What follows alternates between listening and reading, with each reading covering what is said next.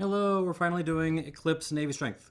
So the story on this kind of goes back a couple of years, really to this. Plantaray OFTD. This came out a couple of years ago to much excitement. It was an overproof rum with a lot of people involved in the blend. It had some Long Pond going into it, some old Port Moran going into it. It had, so everyone was very excited. And then when they actually got their bottles, they discovered it basically just tasted like really young black rock distillate, but with a kind of awkward burned fruity character from the wood.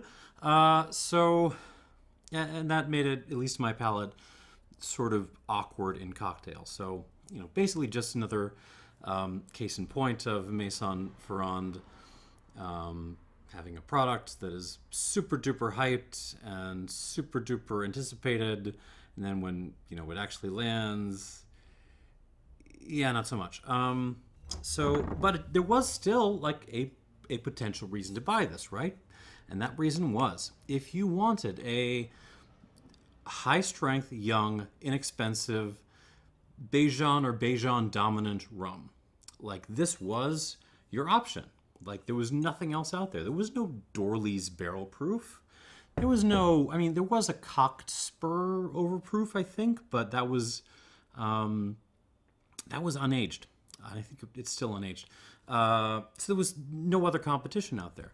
Fast forward a little bit, and I discovered the existence of a product back in the 90s called Mount Gay Eclipse 154, which was basically exactly what it sounded like. It was a bottle of Mount Gay Eclipse that had been bottled at, math on camera, 77% alcohol? Does that sound right? Which was a lot. But then they stopped making it, and I wondered, would they ever think of bringing this back? Would they ever think of bringing back something like this to, deal with the OFTD? And then earlier this year, this finally hit, and I was so excited. I was so excited to buy it and try it, and then it never showed up in Chicago. I just kept looking and waiting and looking, and it just kept not being around. And I'd totally forgotten about it until a few weeks ago. Someone basically said, "Oh yeah, I just bought this at local Binny's." I was like, "What? When did it show up there?" And sure enough, when I checked, there it was. So we got it today, and we're going to review it. And we're not going to review it alone though, because I have also bought a set from back in late 2016 or so. This is the Mount Gay Origin Series, Volume 2, the Copper Stills. And you would not believe what is in this box. You have got some flashcards here. That's kind of cool. You got a really nice kind of leathery, pleathery case. And more importantly, you have got two 275 milliliter bottles of rum from Mount Gay. And these are from their different still types. So you've got the coffee stills, the column still, all column still, and more importantly, you have got 100% pot still Mount Gay. I am so pumped to try this. They don't say on the bottle, you have to read deep into the flashcards to notice, but these are both 6-year-olds. Both bottled at 43%, which is not great, but sure as heck is better than 40. What else do I want to say before we get into this? So yeah, the Mount Gay Eclipse Navy Strength, so far as I can tell, it's just regular Eclipse, bottled at 57.1% alcohol. And before we get to tasting, there are a couple of things that annoy me about this bottling. First of all, the 57.1 is pretty good. It's 20 less percent than what they were doing in the 90s, which is a little bit annoying. More than that is the name, the Navy strength thing. That is a reference to the old British proof system. In British proof, 57.1% is proof. It's 100 British proof, and that's what defines the scale. And that, however, is not, what was historically Navy strength in the 20th century, which was a little bit lower. If you and you might get angry with that if you're a little bit wonkish, but more importantly than that, Navy strength using the British proof system.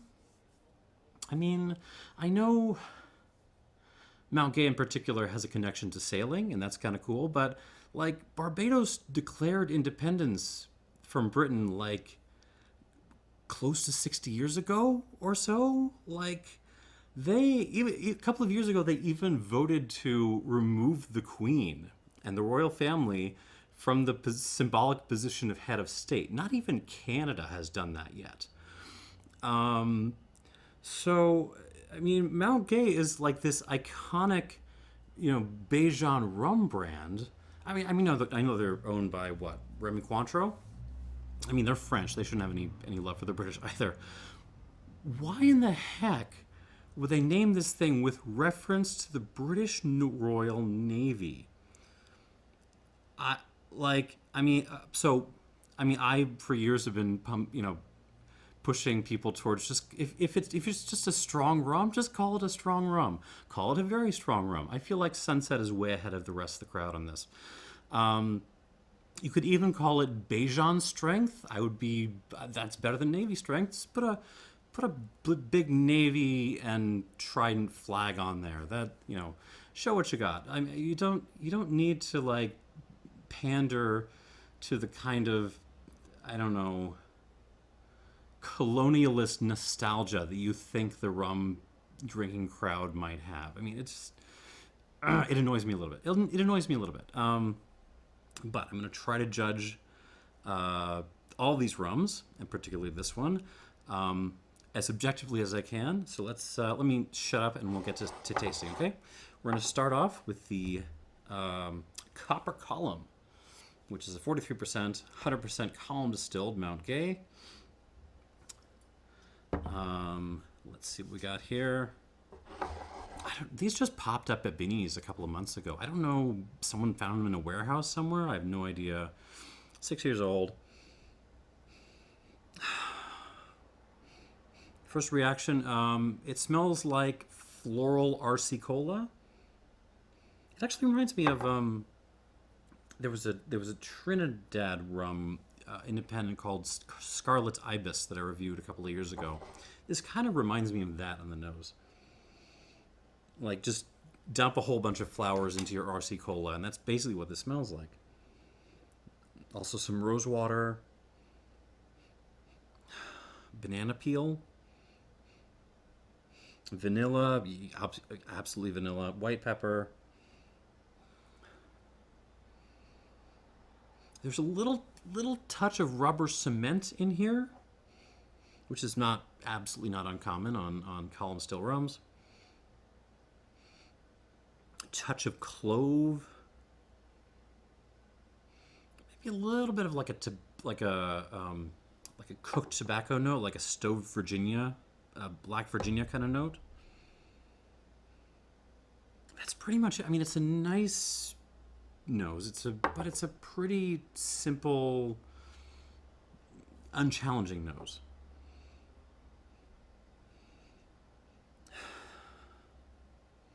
Yeah, I'm cool with that. All right, on the palate.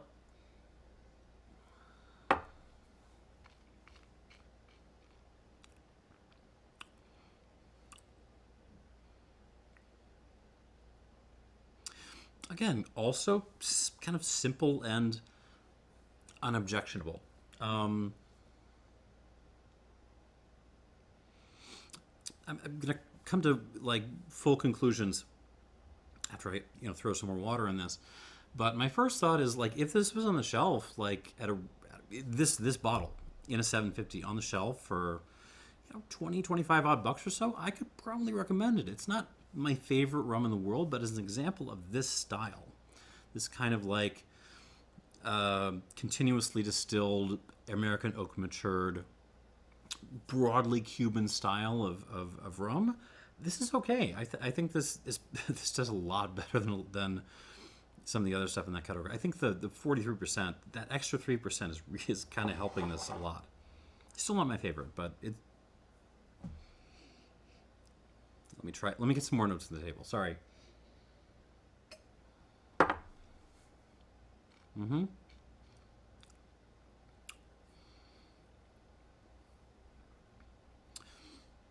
Simple, but there's really nothing to object to. Vanilla, white pepper, tobacco again, man. It's almost like a mix of tobacco and tobacco ash. Like you just, dumped your pipe before you were totally done smoking it. RC Cola again. That floral component again. Really more on the rosewater side than on the actual flower side, I guess.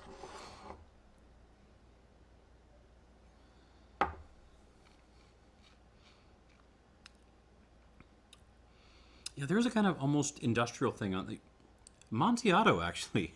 Amontillado sherry. Not like sherry cask, if that's all you're aware of, like the actual wine. There's a kind of like industrial nuttiness to Amontillado that's kind of showing up here. The mouth presence is not super duper impressive. It's very, very short in the mouth. This is all in the front of my mouth. Finish, that kind of ashiness kind of holds on for a little bit. That's most of what's holding on. The rest of the finish is pretty quick. Yeah, it's a fine example of this style, which is not to say it's my favorite rum in the world. But it was not the reason I bought this set. Let's add some water to it and move back. Like 5 drops. 5 drops seems acceptable. All right, on to the second bottle, the Mount Gay Copper Pot from Origin Series Volume 2. This is a 6-year-old, 100% pot still, Mount Gay rum, 43% alcohol. And I'm darn excited to try this. Yeah, I mean, just a different universe. Well, no, I mean, maybe not. Once I start naming off notes, some of them are going to sound similar, but there's just a difference in scope and delivery and, impression, I guess. Fried plantains. Coca-Cola. Just some bright orange and cherry notes on this. Vanilla, yeah. And yeah, there are some like floral elements here too, like lilacs, maybe some roses. Not rose water this time, like actual roses. White pepper, but it hits different than the column-distilled one. I'm not saying like batch distillation, pot distillation is better than continuous distillation, but a lot of the time it is. Turkish coffee. Cardamom-rich Turkish coffee. There's a little bit of aniseed. This actually smells... there's more kind of rummy notes, if that makes sense. Like the aniseed, there's a little black olive. Some minerality, lime, rock dust. All right, on the palate...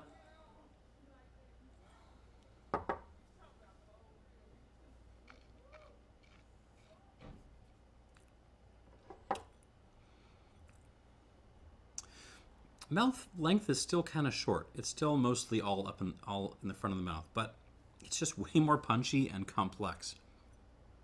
Turkish delight, Turkish coffee. We're going on a little trip to Istanbul today. Orange slice candy, Coca-Cola, vanilla.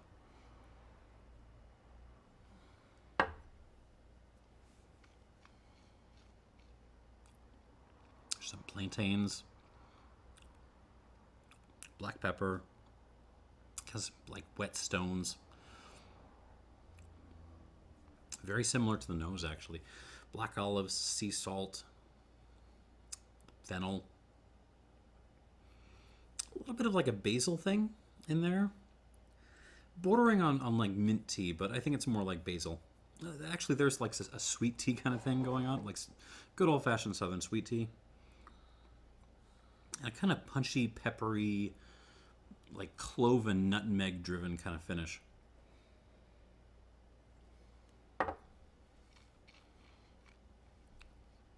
I know this is a pot still rum, but don't go into this expecting, you know, some super bonkers,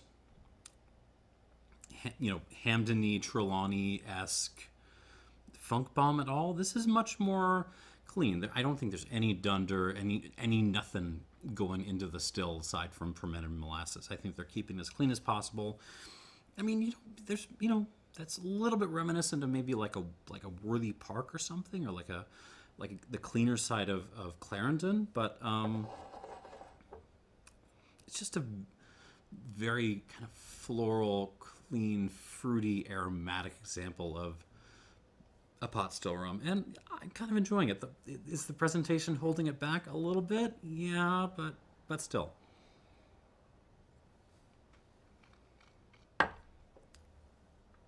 That's very nice. Let's add some water and get to the main event, shall we? 2, 3, 5. I will say, if like the set is not super duper expensive, and I got it on sale, it's probably worth it just for a chance to try this because of the novelty factor. I know you've got like some bottlings of Last Ward, other stuff out there, which is basically kind of sort of pot still Mount Gay, but this is actually under the label, and it's kind of cool. All right, moving on. Mount Gay Eclipse, Navy Strength. Brand spanking new, probably bottled, what, 2023 or so? 57.1%, no age statement. Let's see what we got.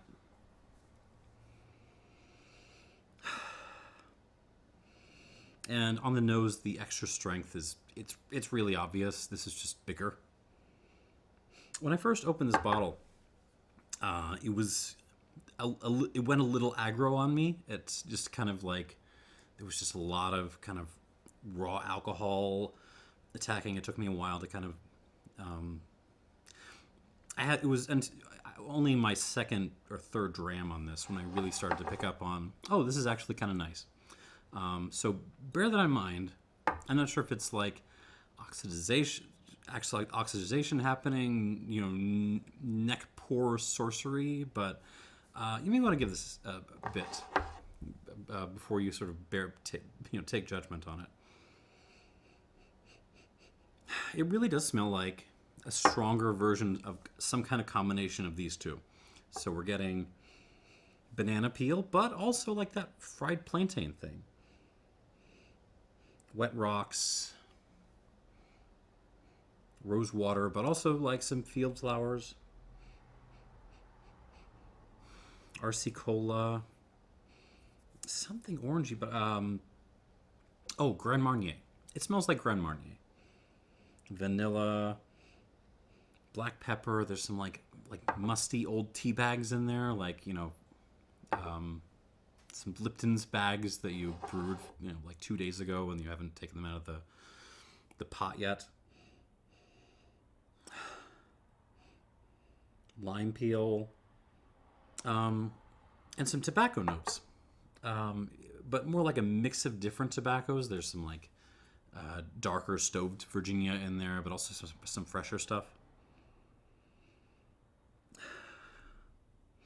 There's some like a Christmas fruitcake, I guess.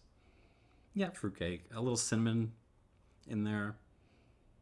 Hints of that Amontillado kind of industrial nuttiness.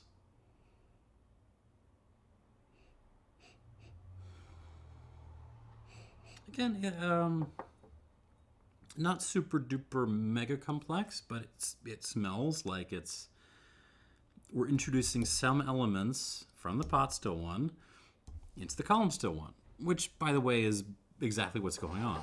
All right, on the palate.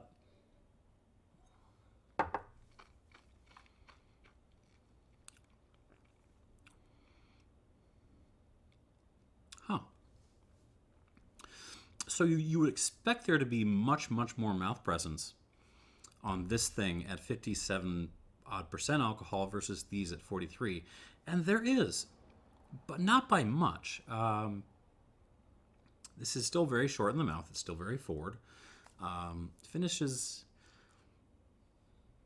not really longer. It's kind of doing some combination of these two again. Notes wise,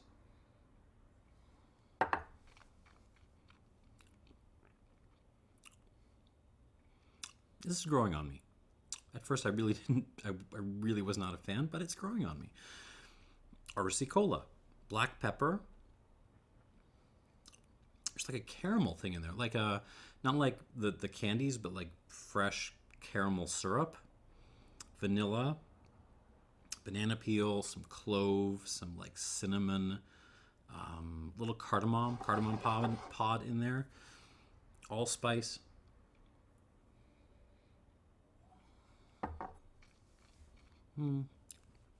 Like a little rose water, like Turkish Delight going on. Grand Marnier again, so orange liqueur. And yeah, like little hints of what I would call rummy stuff coming through. So we're talking salted licorice, black olive, a little bit of basil. It's still pretty young. In fact, I would guess, I would suppose this is actually younger than these two are.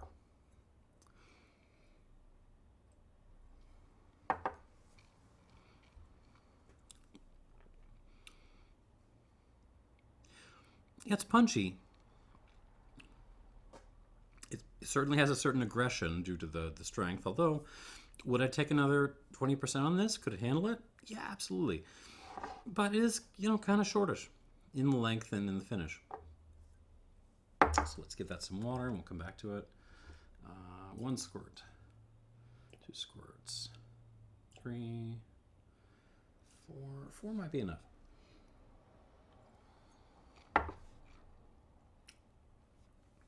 I'm going to do 4.5. 4.5 squirts. And let's go through these again. All right, back to the copper column, Mount Gay. Mount Gay, of course, so far as I know, the oldest rum distillery in the world still, and I think the oldest distillery in the Western Hemisphere as well. 1703 is probably stretching it, but they've been around a while. They haven't had column stills since 1703, I can tell you that much. On the nose of this copper column, it's even softer now, if anything. It's like very much on like floral Pepsi. Maybe there's some like clover honey sneaking in. Yeah, there's a little bit of a honey note, like peppery honey. Okay, on the palate.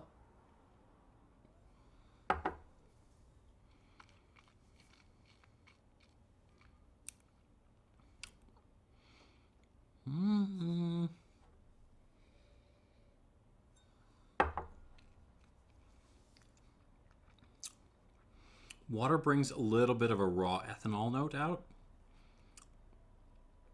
A little bit of like a gym sock note to this. It's not too bad, but if you're drinking this neat, and by the way, you probably aren't. I mean, this isn't really the kind of rum you would, I'm probably the only person in the world to pour this in a Glencairn like this. If you're drinking it in a Glencairn like this, don't add water. It's much more pleasant and neat. But you know what? Again, I have to admit, for this style, you can do a heck of a lot worse. And if this were on the shelf at a reasonable price for the style, yeah, I would absolutely throw this at people. I would recommend this. You could make Cuba Libres all day with this stuff. I'm going to give this not a high score, Let's call it a 79 minus. Yeah, that seems about right. And we shall move on. This is, once again, the Copper Pot Mount Gay. And on the nose.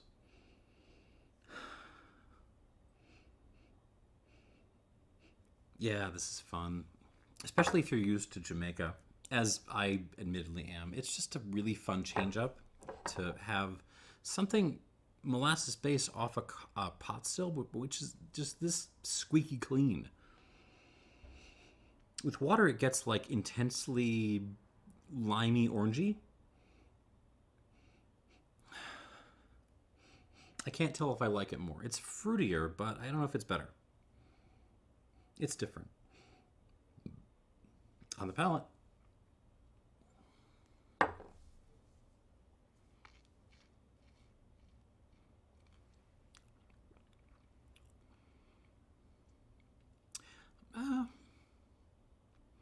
It's a bit rounder, a bit more peppery.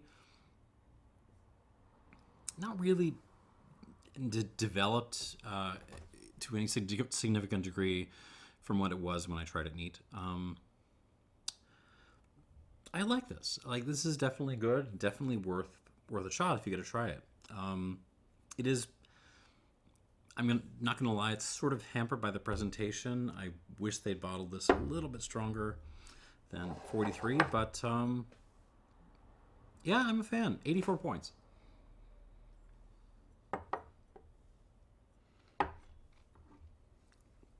Pretty good, and if you're a nerd, probably worth seeking out just for the novelty factor. But back to the Eclipse Navy Strength. On the nose. With water, it gets very peppery. A little bit more nippy. Actually, the alcohol is coming through now, but it's not like raw ethanol. It's just a sense of nippiness. And actually some more lime and orange happening. So, yeah, the pot still is speaking up a little bit.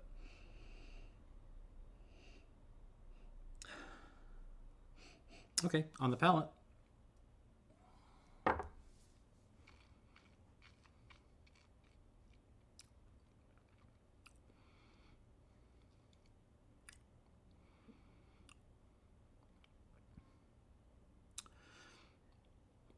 Interesting.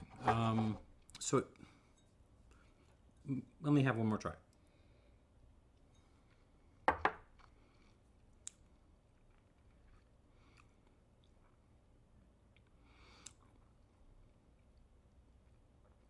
If I chase it down, there is that kind of like ethanol-y note I was getting on the column-distilled one. If I chase it down, I can tell it's there, but there is so much like of a peppery honey thing that's coming out, and just like delicious fruity goodness, like, you know, orange smothered in cola and brown sugar, that it's enough to kind of cover it over. It's not really bugging me.